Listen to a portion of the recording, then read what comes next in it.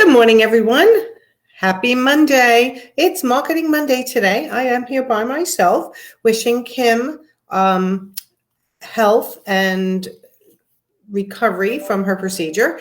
She'll be back hopefully with us next week doing Marketing Monday. But today I wanted specifically to give you guys a framework for your own marketing success. It's very important for you to understand the psychology of what a client goes through until they become a purchaser. So I wanted to give you guys a framework. So if you're just coming on, get a pen and paper, because I have 9 steps here that I want to go over quickly with you. This is just the overview, because to get into this deeper is what I do with my clients and in my consults.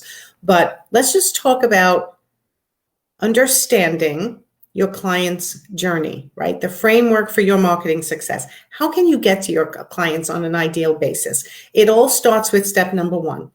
Know your client. And I know this is so hard for so many of you. How many of you feel like you actually know exactly who your client is? Or do you get stuck in well, I can serve so many different types of people? Most people are stuck in, I can serve so many different types of people, me included sometimes. I'm like, I coach a lot of different types of businesses. But in order to really come across on a consistent basis, for your ideal client, you have to know who they are, at least know who you like to work with, know who you're trying to attract, know who you work really well with, right? Once you know that, that's step number 1. Know your ideal client.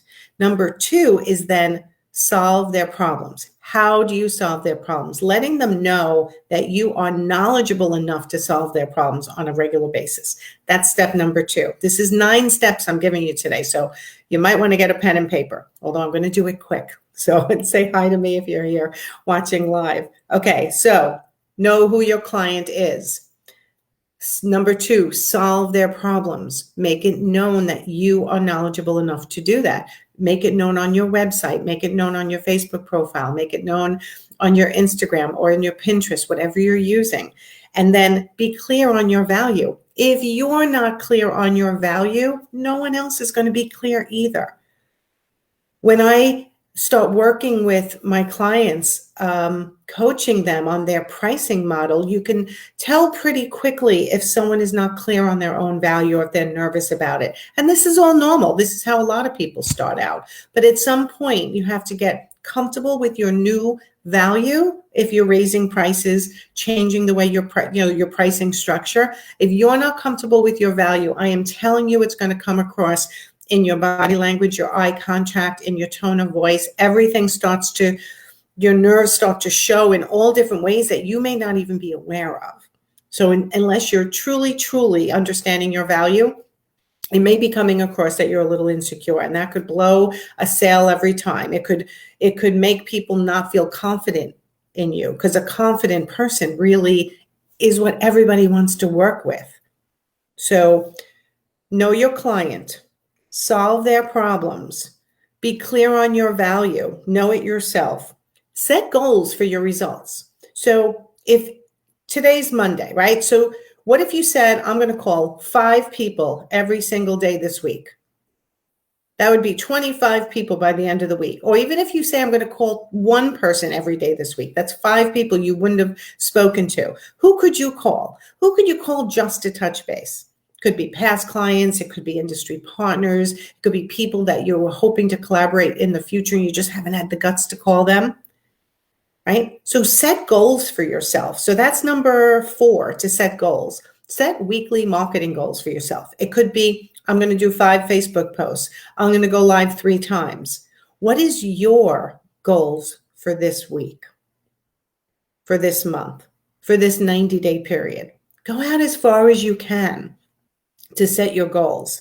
And then understanding your buyer's journey, understanding who they were talking to before they hired you, where they were reading, where were they looking, what were they Googling? How do you find out all this stuff? You ask them.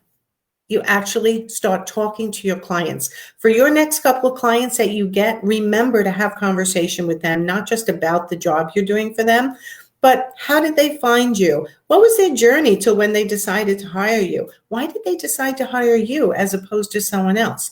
All these things are going to give you valuable information on how to market yourself in the future. Pick your channels to market. Pick your channels. Are you doing Instagram? Are you doing Facebook? Are you doing LinkedIn?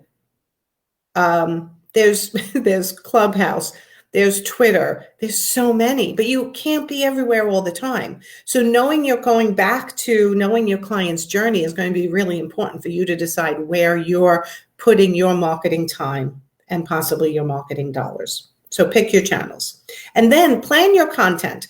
Now, I am not one to plan my content down to every single day. I have trouble with that because my brain is always all over the place. So if you're like me, what I like to do is plan categories. And you've heard Kim and I talk about categories before, right? So are you going to, I think I wrote down what Kim always says. So I give this credit to Kim Vanderpool. If you're listening, Kim, hi, we miss you. Okay, so entertain, educate, and engage, right? Those are sort of categories that I have for my social media. So when I post something, I go, okay, which category does this fall into? So I want you to plan your content at least by plan categories. So it makes it easier for your brain to default. What should I post today? What should I post next week? Now it's even better if you actually plan your actual posts. But for the beginning, if you're struggling, start with planning your categories. Then you want to nurture your leads, people who respond to you, people who say things on your posts. You want to make sure you leave yourself time to respond back. That's starting to build that relationship. And then, of course, you want to be visible enough to convert these potential buyers to actual buyers when they're ready. So let me just read through those steps again.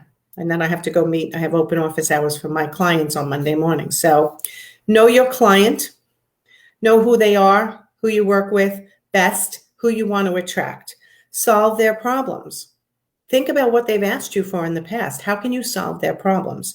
By showing you have knowledge of what their issues are. Be clear on your value. If you're not clear on your value, I'm telling you, no one else is going to be clear of it either. They don't know what you can do for them. They don't understand how you do it. You need to be very clear and concise. And that is something that you can practice. Many people ramble on and they don't get to the point. And the point is sometimes what the client is waiting for to know that you're the person they want to hire. So be clear on your value. Set goals in order to get results, very specific goals, so they're measurable. Understand your buyer's journey, who they're talking to, what they're reading, what they're researching, where they're going right before they're meeting you.